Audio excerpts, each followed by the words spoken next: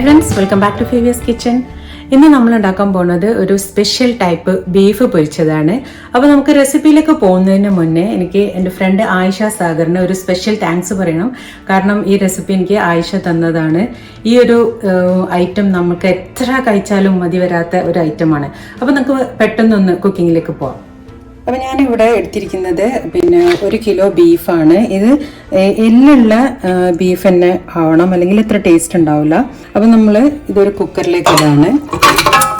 അതിലേക്ക് നമ്മൾ കുറച്ച് ഇഞ്ചിയും വെളുത്തുള്ളിയും ചതച്ച് ആഡ് ചെയ്യാണ്. ഒരു 3 അല്ലി വെളുത്തുള്ളിയും ചെറിയ കഷ്ണം ഇഞ്ചിയുമാണ്. പിന്നെ ഇതിൽ ഒരു സ്പെഷ്യൽ സീക്രട്ട് ഇൻഗ്രീഡിയൻ്റ് ആയ തേങ്ങാപ്പാൽ, ഒരു 1/2 കപ്പ് തേങ്ങാപ്പാൽ ഒഴിക്കുകയാണ്. ഇനി ഇതിലേക്ക് നമുക്ക് 1/2 ടീസ്പൂൺ മഞ്ഞൾപ്പൊടി,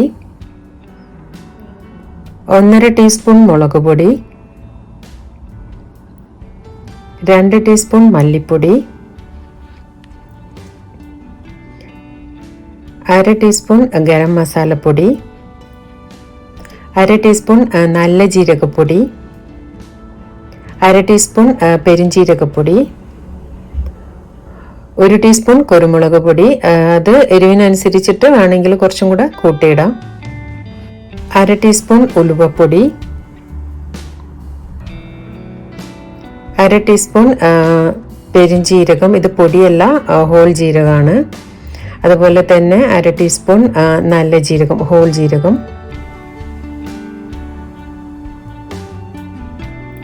1 ടീസ്പൂൺ കുരുമുളക്, ഹോൾ കുരുമുളക്.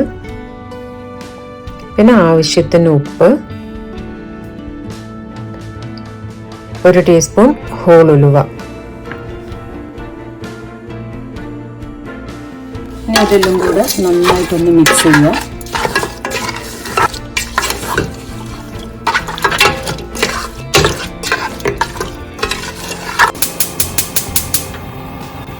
ഇനി ഇത് നമുക്ക് ഒരു ഹാഫ് വേവിൽ കുക്ക് ചെയ്തിട്ട് എടുക്കണം. ഇപ്പോൾ നമ്മൾ ബീഫ് കറിയൊക്കെ ഉണ്ടാക്കുന്ന ആ ഒരു വേവിൽ എടുക്കരുത്, അതിൻ്റെ ഒരു പകുതി വേവിൽ ഇതൊന്ന് കുക്ക് ചെയ്തെടുക്കണം.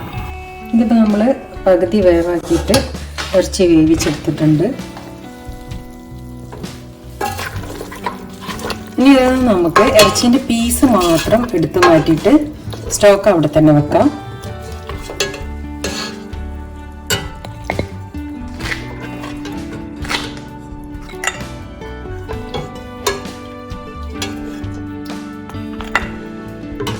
ഇനി ഈ സ്റ്റോക്ക് ഞാൻ പറഞ്ഞതുപോലെ കളയരുത്, ഇത് നമുക്ക് ഇനിയും ആവശ്യമുള്ളതാണ്. നമ്മളിപ്പോൾ വേവിച്ചെടുത്ത ബീഫ് ഉണ്ടല്ലോ, നമുക്കൊന്ന് പൊരിച്ചെടുക്കണം. അപ്പം ഞാനിവിടെ ഒരു പാൻ വെച്ചിട്ടുണ്ട്. പാന് ചൂടായിട്ടുണ്ട്. അപ്പം നമുക്ക് ഇതിലേക്ക് ഓയിൽ ഒഴിച്ചു കൊടുക്കാം.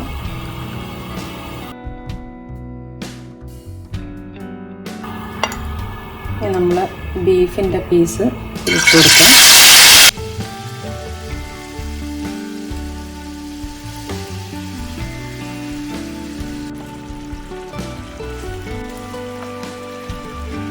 ഇനി ഇതിനെ നമുക്കൊന്ന് ഫ്രൈ ചെയ്തെടുക്കാം.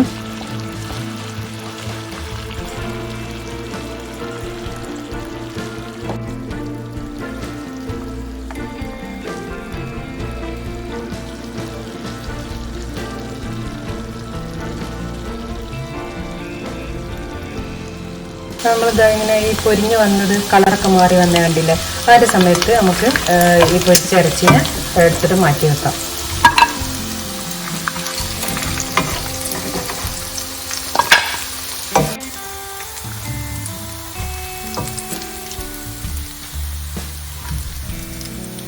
ഇതെടുത്തിട്ട് ഇറച്ചിയെടുത്ത് മാറ്റിയിട്ടുണ്ട്.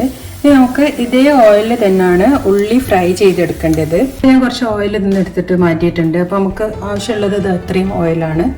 അതിലേക്ക് നമ്മൾ ഉള്ളി ഇട്ട് കൊടുക്കുക. ഇതിപ്പം 2 മീഡിയം സൈസ്ഡ് ഉള്ളിയാണ്, ചെറുതായിട്ട് കട്ട് ചെയ്തെടുത്തതാണ്.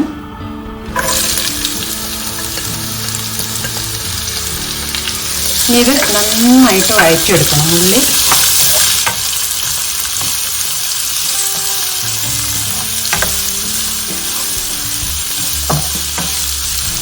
ഞാൻ കുറച്ച് ഉപ്പ് ആഡ് ചെയ്ത് കൊടുക്കുന്നുണ്ട്. ഉപ്പ് അധികം ആവാൻ പാടില്ല, കാരണം നമ്മൾ നേരത്തെ ഇറച്ചി വേവിക്കുന്നതിലൊക്കെ ഉപ്പിട്ടതാണ്. അപ്പോൾ ഉള്ളി വാടി കിട്ടാനുള്ള അത്രയും ഉപ്പിട്ട് കൊടുക്കാം.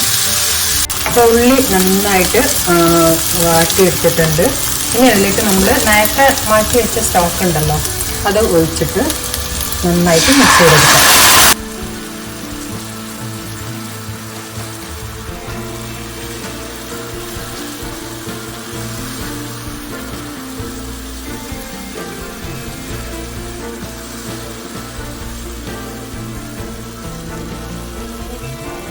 ഇനി ഇത് നന്നായിട്ട് മിക്സായിട്ട് ഈ ഗ്രേവിയൊക്കെ വറ്റി തുടങ്ങുന്നത് വരെ നമുക്കൊന്ന് വെയിറ്റ് ചെയ്യാം. ഇപ്പം ഗ്രേവി നന്നായിട്ട് വറ്റി വരാൻ തുടങ്ങിയിട്ടുണ്ട്. ഈ സമയത്ത് നമുക്ക് നമ്മൾ പൊരിച്ച് മാറ്റി വെച്ചിട്ടുള്ള ബീഫ് ആഡ് ചെയ്ത് കൊടുക്കാം.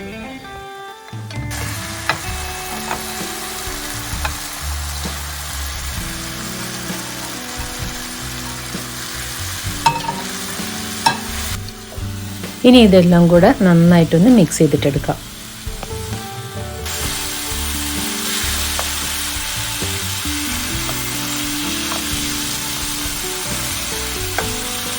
ഇനി നമുക്കതിലേക്ക് കറിവേപ്പിൻ്റെ ഇലയും കൂടെ ആഡ് ചെയ്ത് കൊടുക്കാം.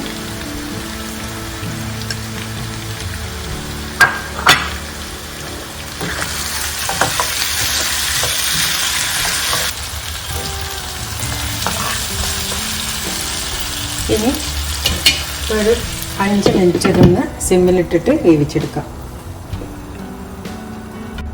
ഇതിപ്പോൾ നമ്മൾ 5 മിനിറ്റ് സിമ്മിലിട്ടിട്ട് അടച്ചു വെച്ച് വേവിച്ചതാണ്. ഇപ്പോൾ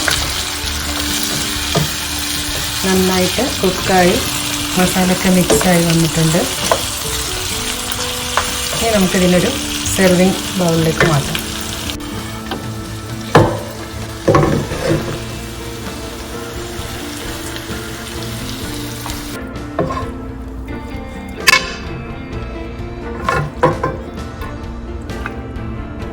അപ്പോൾ നമ്മൾ തേങ്ങാപ്പാലിൽ വേവിച്ചിട്ട് പൊരിച്ചെടുത്ത നമ്മളെ ബീഫ് റെഡി ആയിട്ടുണ്ട്. ഇതെന്താ പറയുക, നമ്മൾ ചപ്പാത്തിൻ്റെ കൂടെയും ചോറിൻ്റെ കൂടെയൊക്കെ നല്ല കോമ്പിനേഷനാണ്. നമ്മൾ ഒരു പ്രാവശ്യം തിന്നു കഴിഞ്ഞാൽ നമുക്ക് എന്തായാലും അത് പിന്നെയും പിന്നെയും തിന്നണം എന്ന് തോന്നും. അത്രക്കും ടേസ്റ്റി ആയിട്ടുള്ള റെസിപ്പിയാണ്. അപ്പോൾ ഇന്നത്തെ എൻ്റെ റെസിപ്പി നിങ്ങൾക്ക് ഇഷ്ടമായെങ്കിൽ നിങ്ങൾ ഫ്രണ്ട്സിനായിട്ടൊക്കെ ഷെയർ ചെയ്യുക. അതുപോലെ സബ്സ്ക്രൈബ് ചെയ്യാത്തവരുണ്ടെങ്കിൽ സബ്സ്ക്രൈബ് ചെയ്യുക, ലൈക്ക് ചെയ്യുക. എപ്പോഴും നിങ്ങളെല്ലാവരും സപ്പോർട്ട് ഉണ്ടാവുമെന്ന് വിചാരിക്കുന്നു. അപ്പോൾ നമുക്ക് മറ്റൊരു വീഡിയോ ആയിട്ട് പിന്നെയും കാണാം. ബൈ.